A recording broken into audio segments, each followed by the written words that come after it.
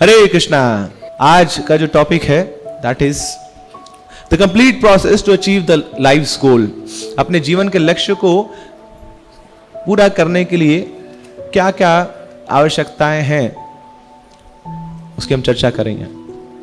देखिए, वैसे जो भक्ति है वो तो कृपा का मार्ग है। Devotion is a path of grace. एक बार एक भक्त गोलोक पहुंच गया और सामने थे ठाकुर जी। बोले आ तो गए हो? बोले हाँ जी, बड़ी मुश्किल से आया हूँ, बहुत मेहनत करके आया हूँ, बड़े पापड़ बेलने पड़े। अच्छा, तू यहां तक आ गया? देख भाई, यहां जो आता है उसको तो 100 पॉइंट्स चाहिए। तो गिना अपने पॉइंट्स। मैं देखना चाहता हूँ असली से पास होके आया है या गड़बड़ करके आया है तू। बोले अच्छा 100 पॉइंट्स, 100 पॉइंट्स क्या किया? अच्छा तूने क्या किया बता। बोले मैंने 16 माला करी ना, सुबह उठ के मैंने 16 माला करी, बहुत प्रयास किया मैंने। बोले अच्छा 16 माला करी तूने? बोले लाओ जी लाओ, मैं इसका वीडियो दिखाओ इसको। जब ये माला करता था इसका वीडियो दिखाओ इसको, इसको पता लग जाएगा कि कैसे 16 माला करी। रगड़े मार मार के सोते सोते इसने जो 16 माला करी है ना, घसीटे मार मार के। चल 2 नंबर ले लिए तूने ना, 100 में से 2 नंबर तो को मिल गए 16 माला के। और क्या किया तूने बता। बोले मैंने एकादशी का व्रत रखा। बोले अच्छा तूने एकादशी का व्रत रखा? उन एकादशी के व्रत के बीच में तो तूने खूब है ना अपनी जो बेल्ट, जो जीवा है उसको कन्वेयर बेल्ट बना रखा था, सबको डालता था वो नीचे उतर जाती थी। मगर एकादशी वाले दिन भी ये तेरी जो बेल्ट है रुकी नहीं। तूने खूब कुट्टू के पकौड़े खाए ना, खूब पनीर की सब्जियां खाई है ना, एकादशी के समोसे बना बना के खाए तूने, गुलाब जामुन बना बना के खाए तूने। तूने बोला एकादशी का व्रत रखा, चल 2 नंबर और हो गए तेरे। प्रयास किया है, 2 नंबर मिल गए थे। और बता और क्या किया तूने? देखो मैंने तो ना 4 नियमों का पालन किया है। No meat eating, no gambling, no intoxication, no illicit sex. बोले अच्छा। तुम्हारे बोलते अरे 4 नियम भक्त बनने के लिए नहीं थे, 4 नियम तो मनुष्य बनने के लिए थे। जब कोई 4 नियमों का पालन करता है तो वो भक्त नहीं बनता है। That brings you to the level of a human being. ये तो जो मनुष्य है वो करते हैं, नहीं तो क्या है, आहार निद्रा भय में तू नम च सामान्य तत् पशु भी नरानम। फिर तो बस ना, आप तो पशुवती कार्य कर रहे थे, कुछ भी खा लेते थे, कुछ भी पी लेते थे। अभी 4 नियमों का पालन कर रहे हो तो मनुष्य के स्तर पे आ। चल 1 नंबर और ले ले यार, तू किया है, कुछ तो किया है तूने, ग्रेस मार्क्स। और क्या किया तूने बता। बोले मैंने प्रभुपाद जी की किताबें पढ़ी हैं। अच्छा बता फिर क्या समझ आया तेरे को, बताओ कुछ फिलॉसफी बताओ प्रभुपाद जी की किताबों से, क्या समझ आया बताइए। पढ़ी है तो कुछ समझ गया हो ना, भेजे में अंदर गया होगा, बताइए क्या क्या किया। अच्छा ये इस क्वेश्चन का जवाब दो, या चिंता भेद भेद तत्व क्या होता है। बोले अचिंत भेद भेद भेद जो चिंतन ना कर सके वही होता है जी अचिंत है, सब अचिंत है। बोले वाह जी वाह, क्या अच्छे से तुमने पढ़ ली किताबें हैं, कुछ गया तो है नहीं तेरे भेजे में। चल 1 नंबर और ले ले तू। और बता और क्या किया तूने। बोले मैं मंदिर जाता था, आपके दर्शन करता था वहां पे। बोले मंदिर तो तू जाता था मान लिया, मगर दर्शन किसके करता था तू बता, है ना। तू मुंह मेरी तरफ करता था मगर आंख तेरी कहीं और रहती थी, कहीं और दर्शन करता था तू ना, टेढ़ी मेढ़ी आंखों से। किसके दर्शन किए तूने? बोले हाँ भगवान क्या बताऊं ना, मेरा मन इतना चंचल है, इधर उधर भटकता रहता था। चल आया था तो मंदिर 1 नंबर तो उसका भी ले लिया। और बता और क्या किया तूने। बोले मैंने प्रसाद पाया ना, आपका जो सुंदर प्रसाद है, जो बड़ा प्यूरिफाइंग है, बड़ा शुद्धिकरण करने वाला है, वो पाता था मैं। तो वहां बोलते अच्छा तू प्रसाद पाता था या आइटम पाता था, है ना। जब वो पनीर की बाल्टी लेके जा रहे होते तो तू आज तक प्रसाद के बाद छोड़ तू प्रसाद का नाम भी नहीं लेता था। बोले लाओ पनीर लाओ जी इधर, खाली होगी मेरी प्लेट, है ना। तो तूने तो आइटम खाए हैं, तूने प्रसाद नहीं पाया है। चल तू 1 नंबर और ले ले, कुछ तो किया तूने। और बता ना और क्या क्या करता था तू। बोले मैंने प्रीचिंग भी करी है, मैं प्रचार करता था लोगों को, मैं बताता था, मैं गीता के बारे में बताता था, है ना, मैं आपके जो ग्रंथ हैं उसके बारे में बताता था। अच्छा तूने प्रचार भी किया है, तो प्रचार ये बता किसके कारण किया है। तूने करुणा के कारण किया है या किसी कारणवश तूने प्रचार किया है, कि किसने तेरे को बोल दिया कि दीक्षा लेने के लिए थोड़ा प्रचार भी करना पड़ेगा उसलिए किया तूने, या इसलिए प्रचार किया कि लोग तेरे को माला पहनाएंगे ताली बजाएंगे इसलिए प्रचार किया, या इसलिए प्रचार किया कि तेरे हृदय में करुणा आई थी इन लोगों के प्रति कि बड़े दुखी हैं, बड़े कष्ट में हैं, इसलिए प्रचार किया। बोले भगवान कारणवश प्रचार किया, करुणावश प्रचार नहीं किया। चल ठीक है 1 नंबर तू और ले ले। तब टोटल किए तो हो गए भैया 2 + 2 + 1 + 1 + 1 + 1 + 1 कितने हो गए? 10 नंबर हो गए। बोले 90 और ला, 100 नंबर चाहिए ना गोलोक में प्रवेश करने के लिए। यू नीड 100 मार्क्स, तेरे तो हुए केवल 10। अब सोच रहे यार सब कुछ तो बता दिया, माला का बता दिया, प्रसाद का बता दिया, किताबों का बता दिया, नियमों का बता दिया, बचा क्या? एकादशी का भी बता दिया, और कुछ और तो मैंने किया नहीं। अब वहां बैठ के फिर जोर से आवाज लगाता है, ओ गुरुदेव फंस गया मैं, 90 मार्क्स और दे दो मुझे। और जैसी एक आवाज लगाई उसी समय 90 के 90 मार्क्स उसके खाते में आ गए। तो भक्ति कृपा का मार्ग है, मगर कृपा के साथ आपका प्रयास भी आवश्यक है। तो जब प्रयास करेंगे तो प्रयास से क्या मिलेगी? कृपा मिलेगी। प्रयास आकर्षित करता है कृपा को। So E + P makes everything possible. So our efforts and then our prayers. तो हम अपना प्रयास करें, साथ साथ भगवान से प्रार्थना भी करें कि जो मैंने प्रयास किया है आप उसका जो फल है उसको पूर्ण करें। तो जब हम प्रयास करें तो ऐसे प्रयास करें कि सब कुछ प्रयास पे निर्भर है। माला करें तो ऐसे करें कि अरे इसी माला से मेरे को भगवान मिलेंगे। जब प्रसाद पाए तो ऐसे पाए कि हाँ ये भगवान नहीं है स्वयं, ये प्रसाद पाने से मेरा शुद्धिकरण होगा। जब एकादशी का व्रत पालन करें तो हाँ ये माधव तिथि है, ये भक्ति जननी है, मुझे भक्ति देगी, ऐसे पालन करें। तो जब प्रयास करें तो ये मान के कि प्रयास ही सब कुछ है। और जब प्रार्थना करें तो ऐसे प्रार्थना करें कि प्रार्थना ही सब कुछ है, कि भगवान मेरे प्रयास से कुछ नहीं होने वाला, मैं निकट्टू आदमी हूं, भाया बेकार आदमी हूं, मेरे प्रयास से कुछ नहीं होने वाला, आपकी कृपा होगी तो मेरी गाड़ी आगे चलेगी। तो तब प्रार्थना, तो फिर आपको फल क्या मिलेगा इसका? दोनों का जो रिजल्टेंट है वो आपको मिल जाएगा। 100% आपने प्रयास किया और 100% आपने प्रार्थना करी, तो दोनों का रिजल्ट क्या हुआ? 100 + 100 / 2, यू विल गेट 100 मार्क्स।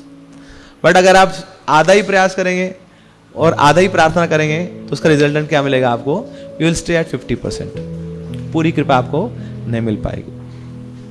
इसलिए मेहनत करनी पड़ेगी, प्रयास करना पड़ेगा, तपस्या करनी पड़ेगी। भागवत में वर्णन आता है, नायम देहो देह भाजाम निलोके कष्टान कामान अरते विड्भुजाम ये तपो दिव्यम पुत्र का ये न सत्वम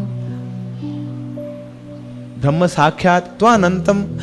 की तपो दिव्यम, तपस्या तो करनी पड़ेगी। So we should voluntarily accept inconveniences in our life so as we can achieve the higher goal. तो अपने जीवन में स्वयं से ना कुछ तपस्या को हमें स्वीकार करना पड़ेगा, एंड दैट तपस्या इज आवर एक्शंस। वो हमारे कार्य हैं, वो हमारा प्रयास है। तो advancement in Krishna consciousness depends upon how much painstaking we are in devotional service. तो हमारे भक्ति में जो हमारी एडवांसमेंट है वो किस पे निर्भर करती है? कि हम कितना ज्यादा कष्ट उठा रहे हैं भगवान के लिए, कितना ज्यादा तपस्या कर रहे हैं भगवान के लिए। तो भक्ति इज नॉट रिजल्ट ओरिएंटेड, भक्ति इज प्रयास ओरिएंटेड। कि ऐसा नहीं कि कोई भक्ति का जिसका रिजल्ट अच्छा दिख रहा है तो ये बहुत अच्छा भक्त है।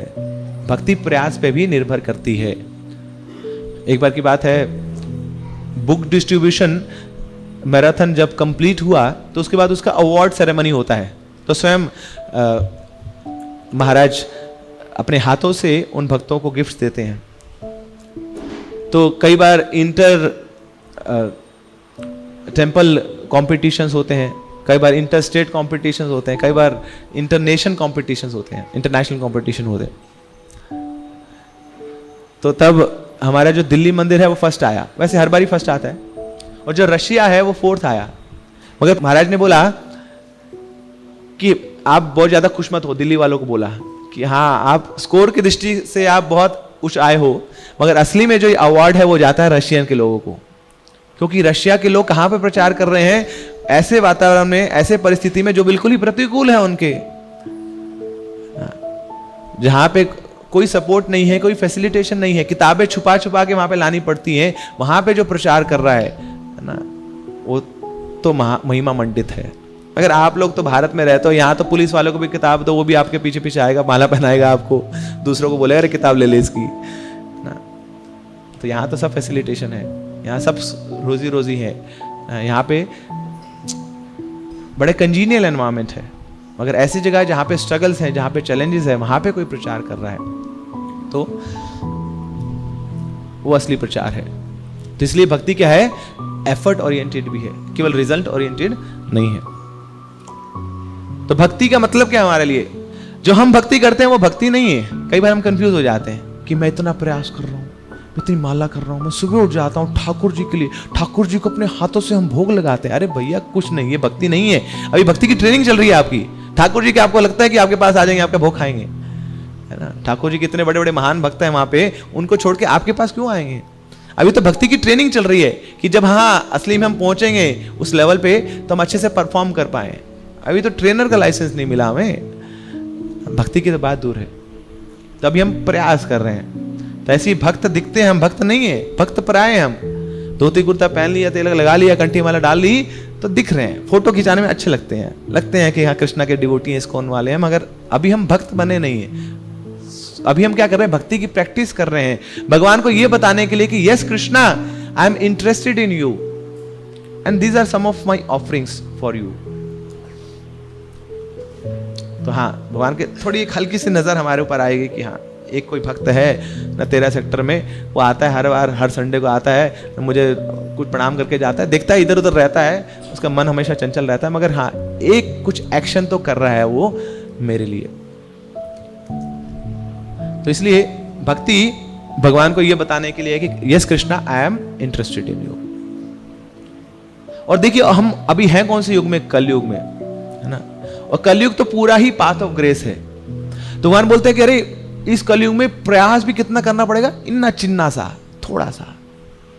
जैसे सतयुग में लोगों को कितना प्रयास करना पड़ता था, 1 लाख साल उनकी आयु है, उस 1 लाख साल में 60,000 साल कोई तपस्या करेगा सक्सेसफुल ही, तब जाके भगवत प्राप्ति होती थी। उसको ध्यान के माध्यम से भगवान को प्राप्त करते थे।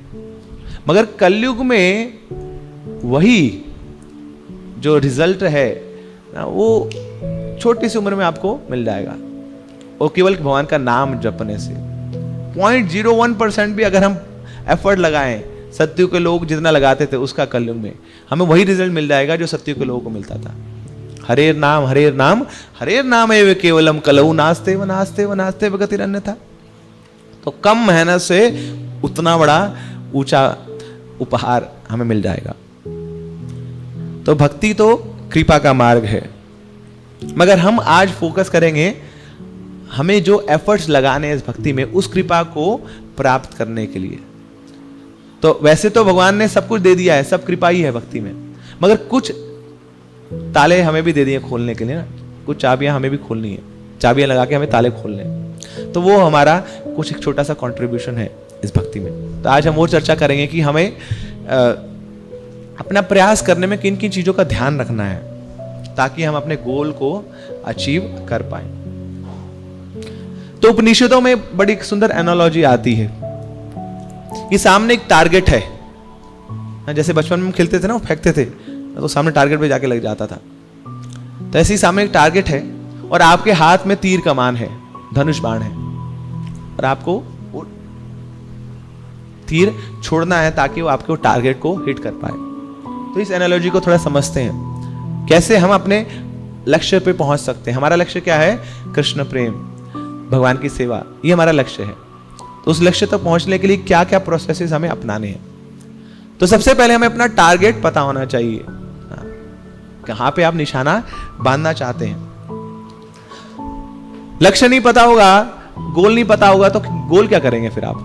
2 टीमें हैं, फुटबॉल खेल रही हैं, 11 लोग इधर हैं, 11 लोग इधर हैं, बीच में वो गेंद है, वो गेंद को मारी जा रहे हैं इधर उधर, वहां पे गोल है ही नहीं साइड पे, तो गेम कब तक चलेगी? This is an endless game, क्योंकि उसका लक्ष्य नहीं है। तो जीवन का लक्ष्य होना बहुत जरूरी है। ऐसे ही हम साधना करते हैं, मगर साधना करते वक्त अगर हमें अपना लक्ष्य पता होगा तो वो साधना बड़ी गंभीर साधना होगी, बड़ी फोकस साधना होगी। तो इसलिए उस साधना में जान डालने के लिए हमें अपने लक्ष्य को कभी भूलना नहीं है। अगर लक्ष्य पता नहीं होगा तो साधना बड़ी बोरिंग हो जाएगी। अरे कर क्यों रहे, फिर माला, फिर हरे कृष्णा, हरे, एक ही मंत्र करेंगे, कुछ चेंज करा दो हमारा मंत्र। 2 साल हो गया, अब हमें थोड़ा नया मंत्र दिलवा दो, थोड़े नए गुरु जी दिलवा दो, थोड़ा नया मंदिर दिलवा दो, तो बड़ी बोरिंग सी लगेगी लाइफ। क्यों? क्योंकि लक्ष्य नहीं पता है कि माला कर क्यों रहा हूं, दीक्षा क्यों ली है मैंने, मंदिर क्यों आता हूं मैं। तो ये हमें अपना लक्ष्य जानना होगा। तो हमारी फीलिंग्स नहीं आती, हमारे अंदर फीलिंग्स नहीं आती, इसलिए नहीं आती क्योंकि हम लक्ष्य भूल जाते हैं। लक्ष्य याद रहेगा तो साधना गंभीर होगी और इमोशंस उस लक्ष्य तक पहुंचने के लिए हमेशा बनी रहेंगे। देखिए हमारा लक्ष्य बहुत ऊंचा है ना, कृष्ण प्रेम, ब्रह्मार दुर्लभ प्रेम। ब्रह्मा जी को भी वो लक्ष्य मिलता नहीं है जिसके लिए हम टारगेट कर रहे हैं।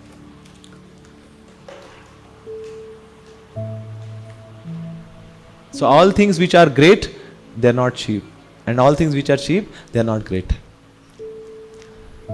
तो लक्ष्य ऊंचा है तो मतलब वो सस्ता नहीं है, उसमें मेहनत करनी पड़ेगी, उसमें प्रयास करना पड़ेगा। तो कृष्ण प्रेम सस्ता नहीं है।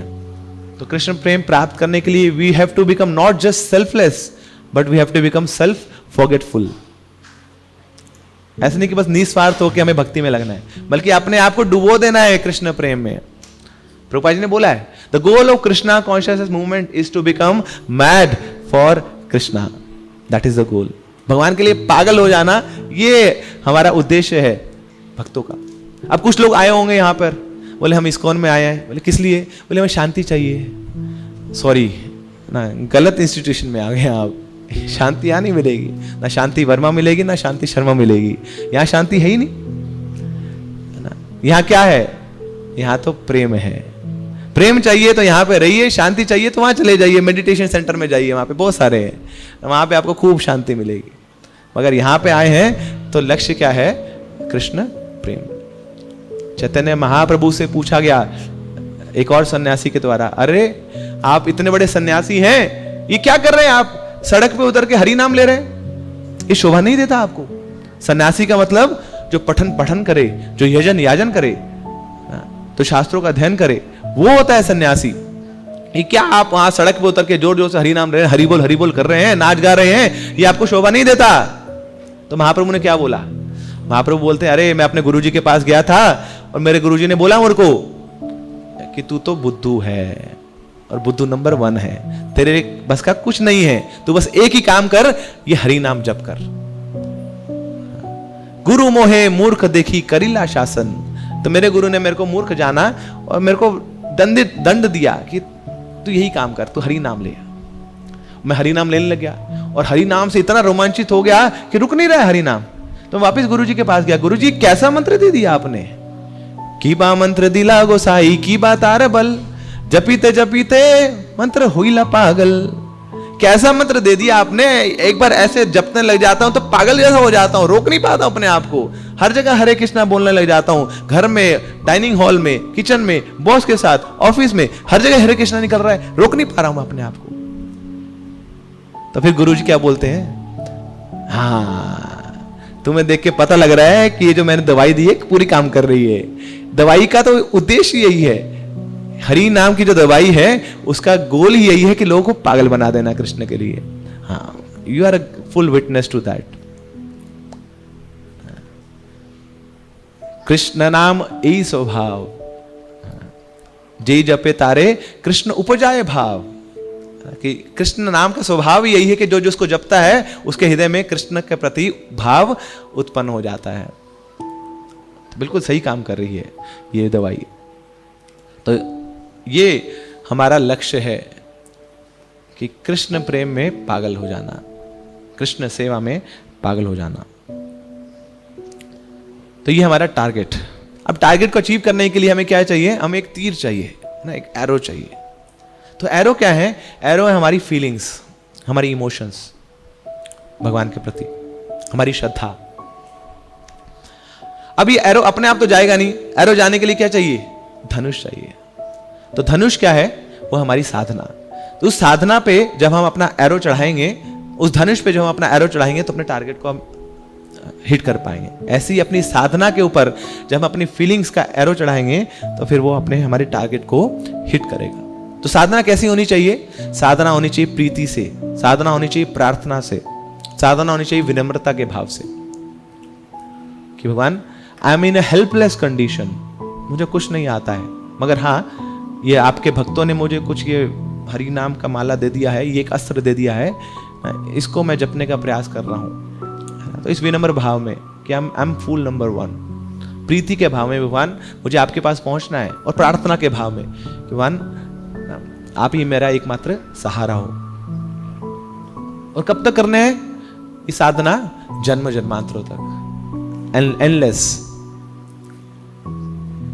तो इस प्रकार जो पूर्ण रूप से भगवान के ऊपर निर्भर रहता है और भगवान की कृपा के लिए हमेशा तत्पर रहता है, एक बड़ी पेशेंटली, तो उसको भगवान अपनी कृपा प्रदान करते हैं। वेदवती भगवान के लिए साधना कर रही थी, उनको पति रूप में पाना चाहती थी, मगर एक दिन रावण आ गया। तो वेदवती ने क्या किया?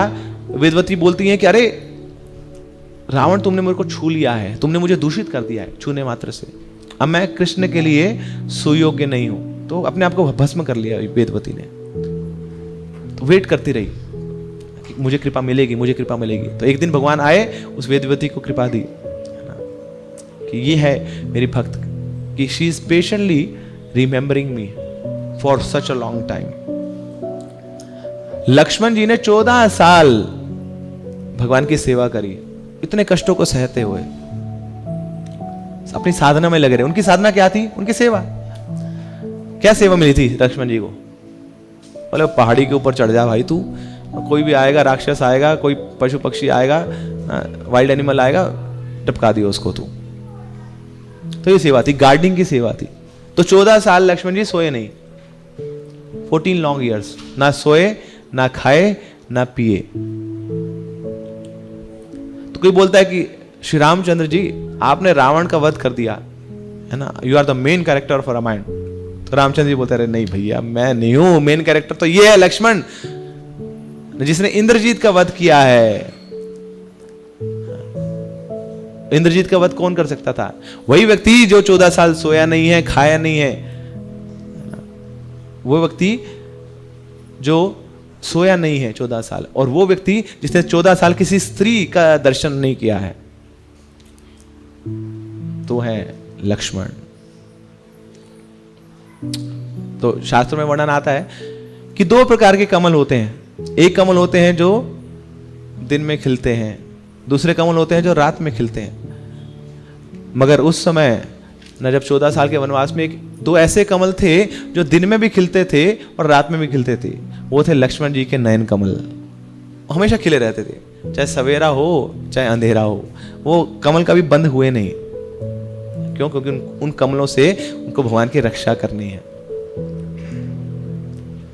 पूछा गया अरे ये कुछ यहाँ कुंडल गिरे हुए हैं, तुम जानते हो ये क्या तुम्हारे भाभी के? बोले मुझे क्या पता, ना तो मुझे कुंडल का पता, ना मुझे कंगन का पता, ना मुझे अंगूठी का पता, मुझे तो केवल उनकी पायल का पता है, क्योंकि मैंने चरणों से ऊपर कभी देखा नहीं है उनको।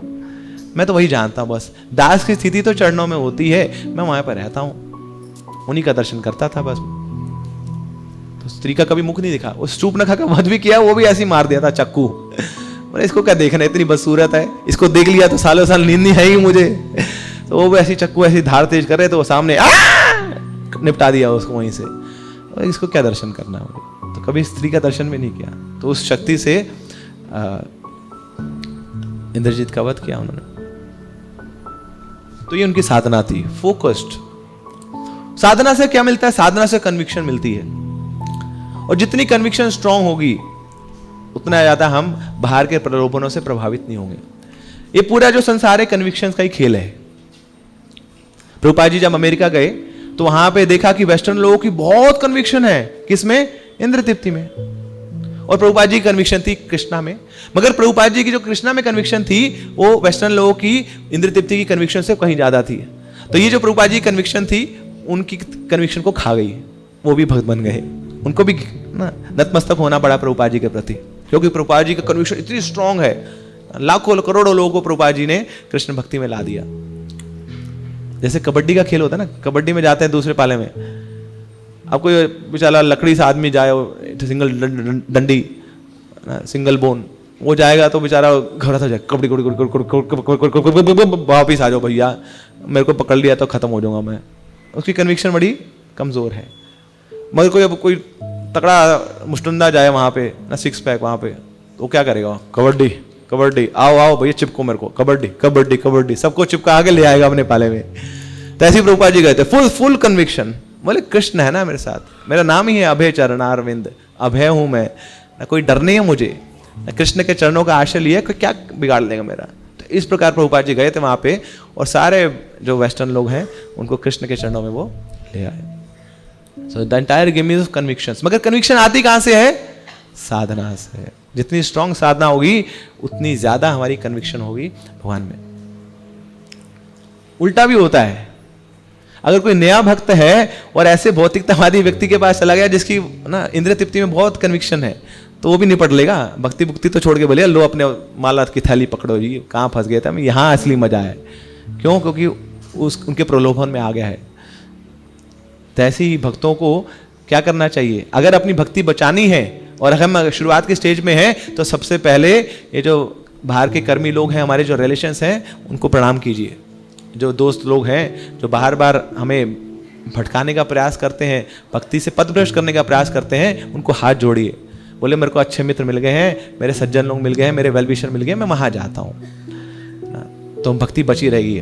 मगर अगर दोनों काम करते रहेंगे कि यहाँ के लोगों से भी दोस्ती करते रहे, भक्तों से भी दोस्ती बना ली, और बाहर के लोगों से भी दोस्ती बनी हुई है, फिर गड़बड़ हो सकती है, फंस सकते हैं हम, भक्ति छूट भी सकती है हमारी।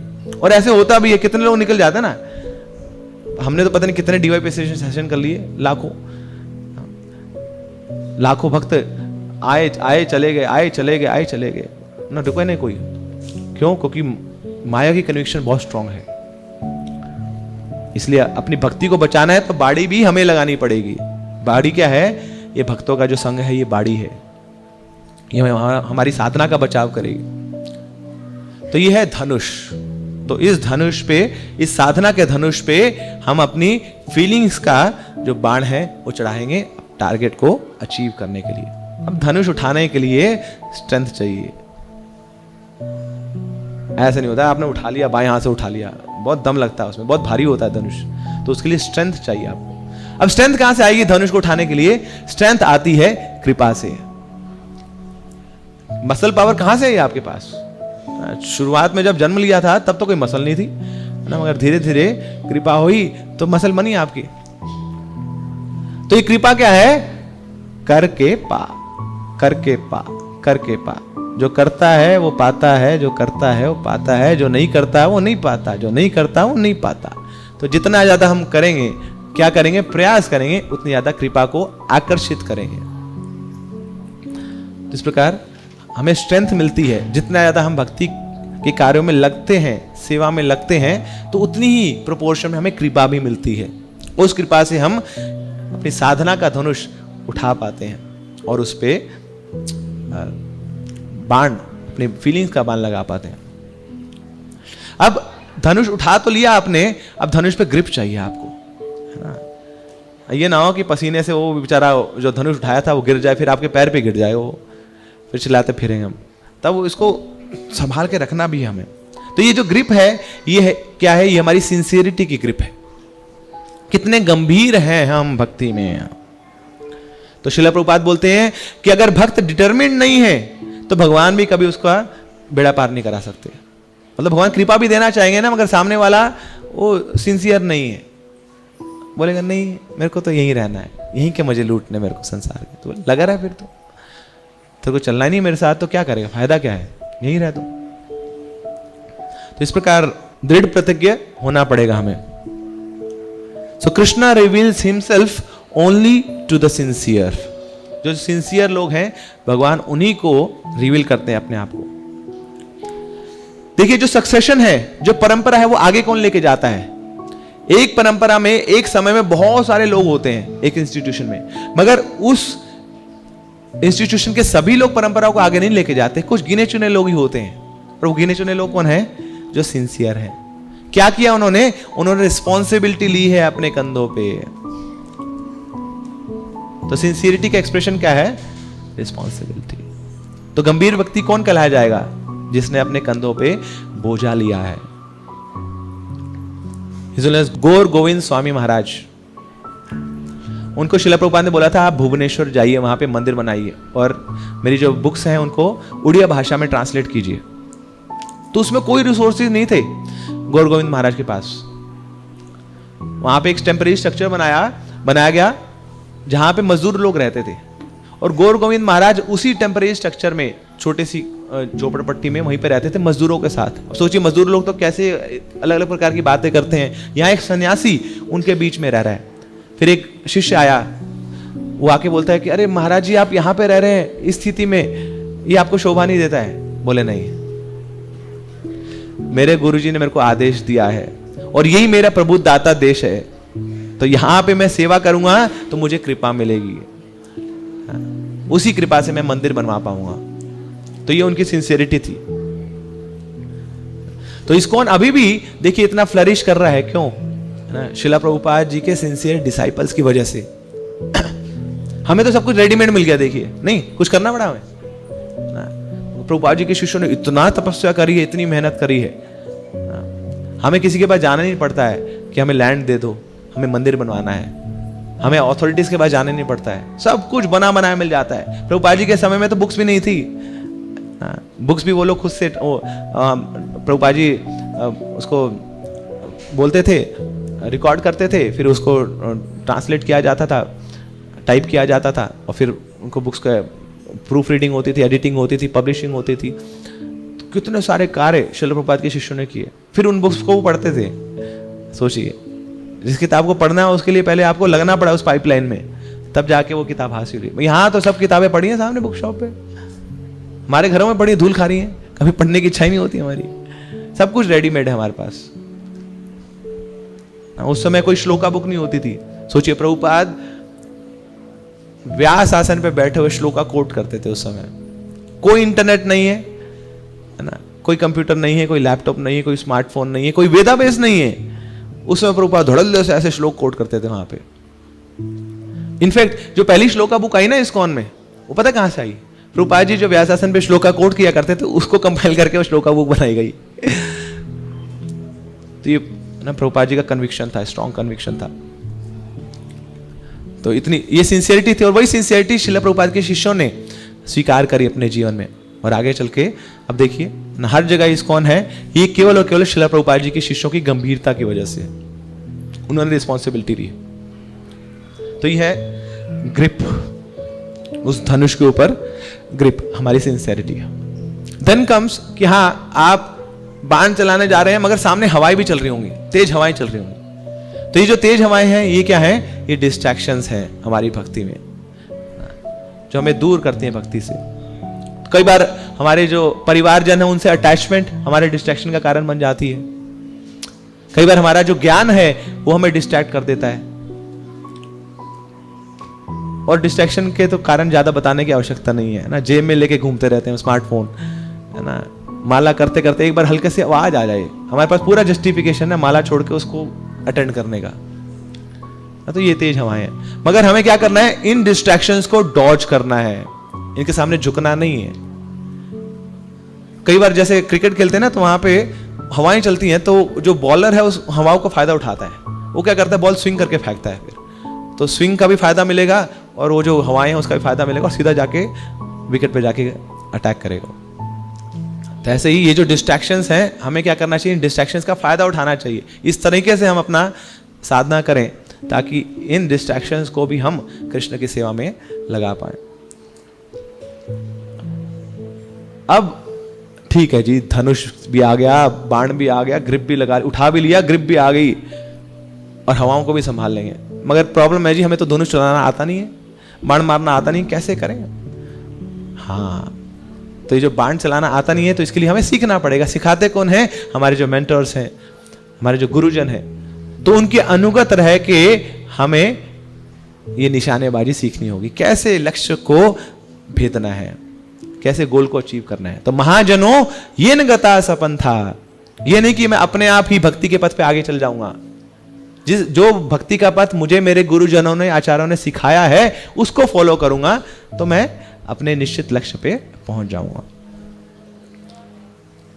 तो पहले के समय क्या गुरुकुल हुआ करते थे, गुरु के अनुगत रह के लोग शिक्षा प्राप्त किया करते थे। और फिर गुरु क्या करते थे, गुरु ताड़ते भी थे ना। गुरु का मतलब यही है जो बड़ा गंभीर है ना। प्रभुपाद जी बोलते हैं guru means to always disagree with the disciple, that is means guru. जो शिष्य के हमेशा उसकी बातों को काटता रहे, वो गुरु है। तो जब हमारी बातों को काटता है तो अहंकार पे चोट लगती है। तो उस अहंकार की चोट को भी सहन जिसने कर लिया ना, वो पास हो गया। आजकल तो जो शिष्य बड़े सेंसिटिव हैं, तो इसलिए गुरु भी बड़े कॉशियस रहते हैं कि भैया गलती से इनको कुछ बोल ना दें, क्योंकि हल्के से कुछ बोल दिया तो भाग लेगा, ये सारे व्हाट्सएप ग्रुप से एग्जिट मारेगा और निकल जाएगा। बोले मेरे को नहीं ना, ये पॉलिटिक्स होती है यहाँ पे सब। तो गुरु भी पूछते हैं, क्या पूछते हैं, बोले ठीक हो आप, माला कर रहे हो, सब अच्छा चल रहा है ना, मंदिर आते रहते हो ना। हाँ, अरे बेइज्जती है हमारी ये, यही मतलब हमारी यही औकात रह गई है कि गुरु की बात को भी हम अपने जीवन में स्वीकार नहीं कर पाते हैं ना। वो गुरु जो हमारी नैया पार लगाने वाले हैं, वो गुरु जो हमें भक्ति देने वाले हैं, उनकी बातें भी हमें हमारे अहंकार पे ठेस पहुंचा देती है। तो कितने नालायक हो चुके हैं हम, ये प्रदर्शित करता है।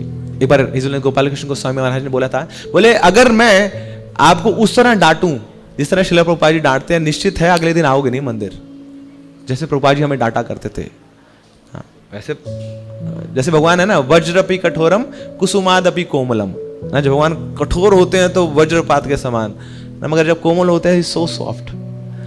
ऐसे गुरु भी वही है, भगवान के ही गुण लेके आए हैं। तो प्रभुपाद जी जब प्रेम देते थे तो इतना प्रेम भाव रहता था, मगर जब कोई नियमों का उल्लंघन करता था तो Prabhupada was very strict also.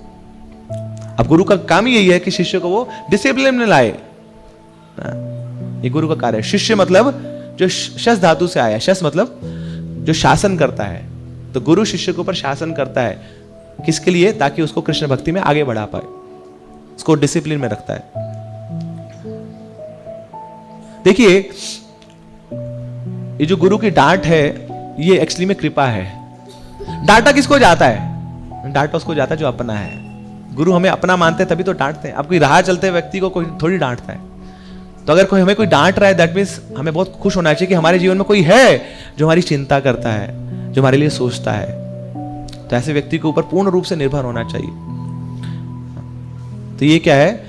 ये हमारी ट्रेनिंग है, तीर चलाने की ट्रेनिंग हमें गुरु, हमारे मेंटर्स देते हैं। अब चलो तीर चलाने में सीख लिया, वो उसके लिए पीछे खींचना पड़ेगा ना उस कमान को ना, तो उसके लिए बड़ी स्ट्रगल है ना, बहुत चैलेंजेस है। तो अब इस तीर को पीछे खींचना है, तो ये क्या है? हमारी स्ट्रगल्स हैं ना, बहुत प्रयास करना पड़ता है, बहुत जोर लगाना पड़ता है। तो ऐसे ही हम भक्ति जीवन में आते हैं, तो ऐसा नहीं कि भक्ति जीवन में सब कुछ बड़ा स्मूथ चलेगा, तो उसमें भी बहुत सारी स्ट्रगल्स हैं। हमारी फैमिली लाइफ की स्ट्रगल है, हमारी फाइनेंशियल लाइफ की स्ट्रगल है, करियर लाइफ की स्ट्रगल है, हेल्थ की स्ट्रगल्स रहती हैं। तो ऐसी अनेकों प्रकार के अलग अलग फ्रंट्स हैं जो हमें चैलेंजेस पोज करते हैं। अब इस्कॉन में जो भी अच्छे टीचर्स हैं वो क्या है? वो उन्होंने सब सहा है। ये जो भी सारी स्ट्रगल्स हैं, सब चैलेंजेस हैं, इन सबको उन्होंने सहा है। तो जो सह गया वो रह गया। तो ऐसे ही हमें भी क्या करना है? इन सब चैलेंजेस को, इन सब बाधाओं को सहना है, टॉलरेट करना है, और साथ में रिस्पॉन्सिबिलिटीज लेनी है। अगर रिस्पॉन्सिबिलिटी नहीं है, फिर ये सारी जो बाधाएं हैं ना, ये हमें अपने साथ ले डूबेंगी। मगर कुछ रिस्पॉन्सिबिलिटी ली हुई है हमने, तो फिर ये बाधाएं आएंगी और हमारा जो फोकस है वो लक्ष्य पे रहेगा।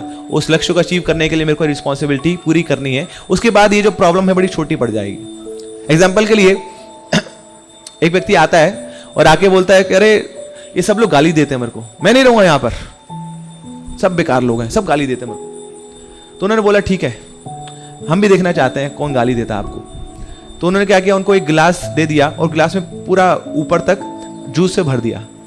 उनको बोला कि पूरा सर्कल मारो, 15 बार सर्कल मारो इसका। वो सर्कल मार के आया, बोले समझ नहीं आया क्या घुमा दिया आपने, मैं गाली को बोल रहा था, आपने ये क्या बोला, ये घुमा दिया मेरे को, मतलब समझ नहीं आया कुछ। बोले अब बताओ किस किसने गाली दी आपको? बोले गाली का तो पता नहीं, हम ये था कि ये गलती से मेरे ऊपर गिर जाता तो फिर मैं आपको गाली दे देता ना, ये जूस टपक जाता तो मेरा तो पूरा फोकस इस जूस पे था, ये छलक ना जाए। तो रिस्पॉन्सिबिलिटी आपको मिल गई, फिर बाकी छुटर पुटर की चीजें क्या ध्यान रहनी है, कोई गाली दे चाली दे जो दे, क्या प्रॉब्लम है। तो ऐसी जीवन में लक्ष्य मिल जाएगा, सेवा मिल जाएगी, तो फिर लोग बोलने दो, है ना। वहां से आपका फोकस हट गया, अब आपका फ्रेम ऑफ रेफरेंस है कृष्णा एंड कृष्णा सर्विस। तो इस प्रकार ये जो जीवन की स्ट्रगल्स हैं ना, ये बहुत छोटी पड़ जाएंगी जब हम अपने लक्ष्य पे फोकस करेंगे। तो जितने भी श्रील प्रभुपाद के शिष्य हैं, उन्होंने बड़ी बड़ी रिस्पॉन्सिबिलिटी स्वीकार करी हैं।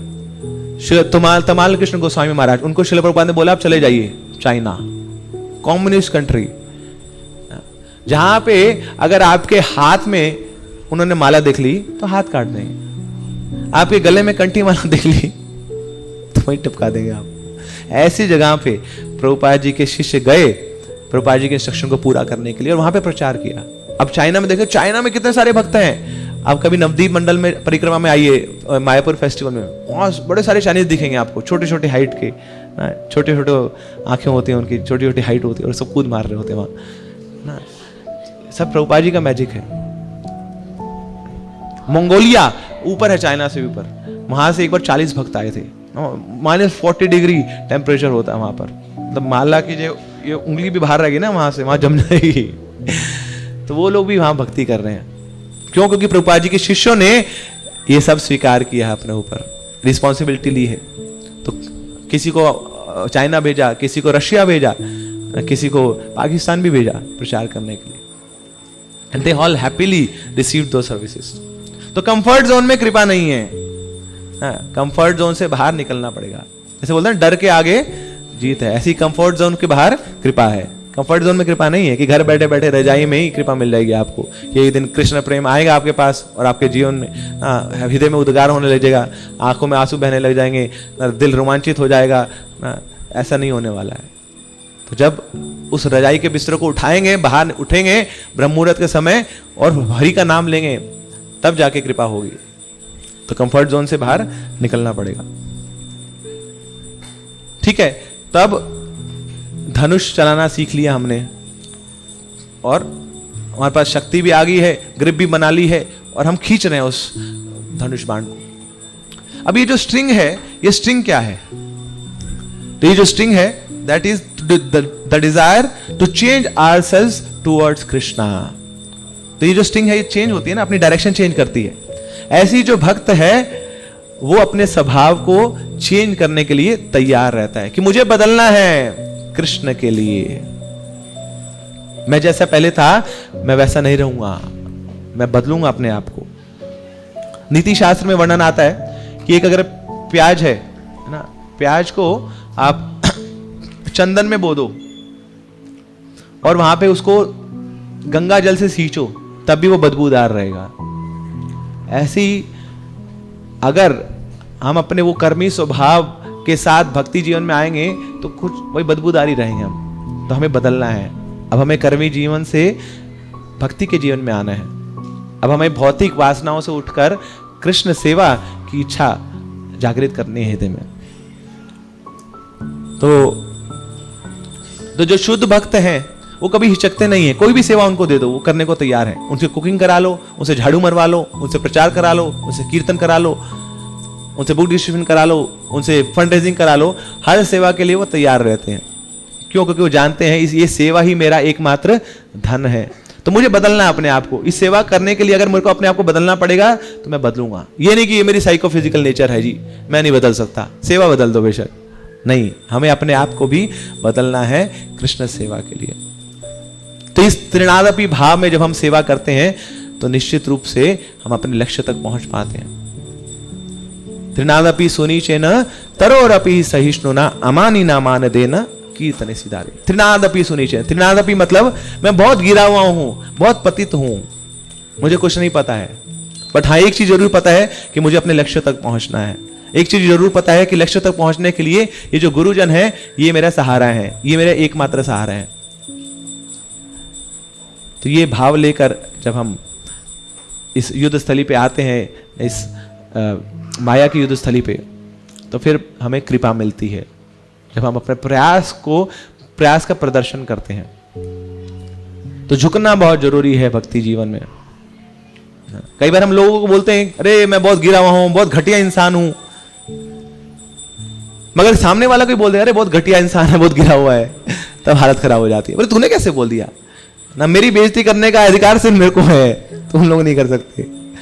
नहीं, उस स्थिति में को भी स्वीकार करना कि जब सामने वाला हमें सम्मान नहीं दे रहा है, हमें धिक्कार लगा रहा है, उस स्थिति को भी स्वीकार करना, ये है त्रिनादपि सुनीचन। तो इस भाव में जब हम रहते हैं और उस धनुष को उठाते हैं, उस बाण को उठाते हैं, प्रत्यंचा चढ़ाते हैं, ग्रिप से पकड़ते हैं और अपनी फीलिंग्स के साथ साधना का बाण छोड़ते हैं और उस दिशा में छोड़ते हैं जहां पे हमारे गुरुजन बताते हैं, तो निश्चित है कि वो बाण हमें अपने टारगेट की ओर लेके जाता है। और वो टारगेट है कृष्ण प्रेम, कृष्ण सेवा, कृष्ण के चरणों का आशय। श्रील प्रभुपाद की जय। हरे कृष्णा कृष्णा कृष्णा हरे हरे, हरे राम राम राम